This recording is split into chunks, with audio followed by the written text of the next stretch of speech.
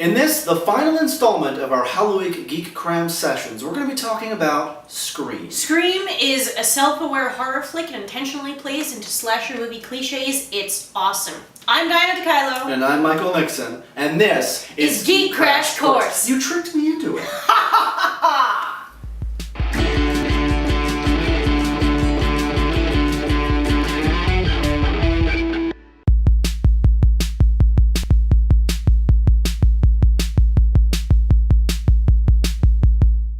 Scream, the first Scream, from 1996. The opening scene involves Casey Becker, played by Drew Barrymore, who gets a mysterious phone call from a man asking what her favorite scary movie is. The caller claims to have her boyfriend, and after she can't answer several questions about horror movies, he's killed. Ooh. The killer then comes after her in her own house, because she's home alone, and she's murdered.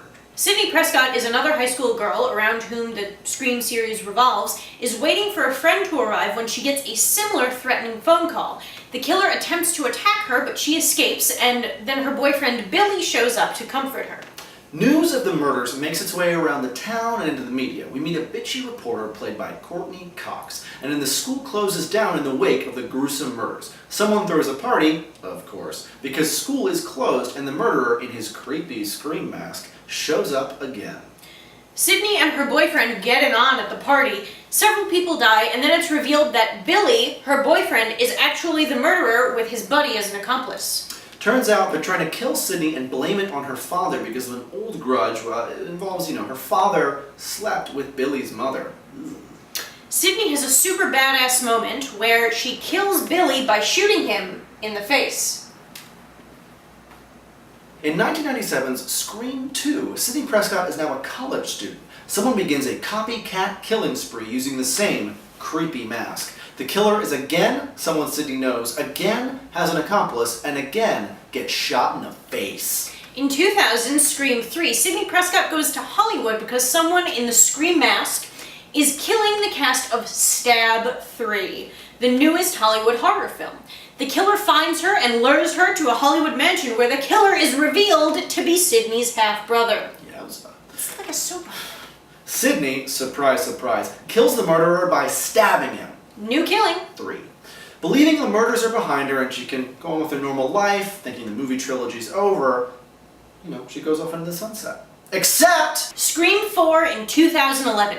15 years after the events of the first movie, a killer in the Scream mask returns to the same high school that Sidney went to. Sidney Prescott then returns to her hometown on a book tour because she's a journalist, author type person.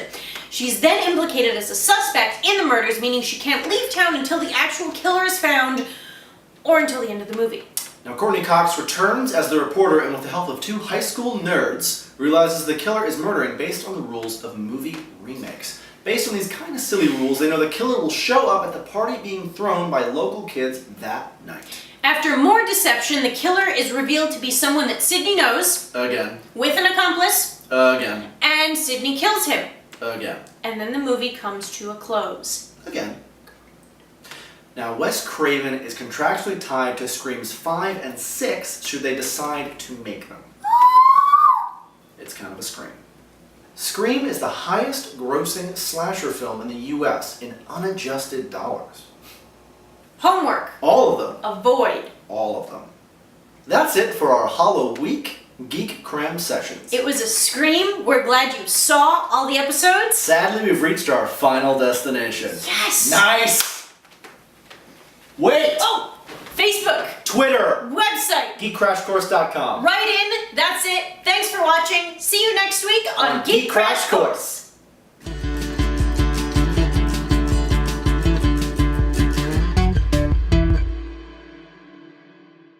Screams 4, 5, and 6. Take 1. Luckily, there aren't actually 5 and 6. I'm looking at you, Saw.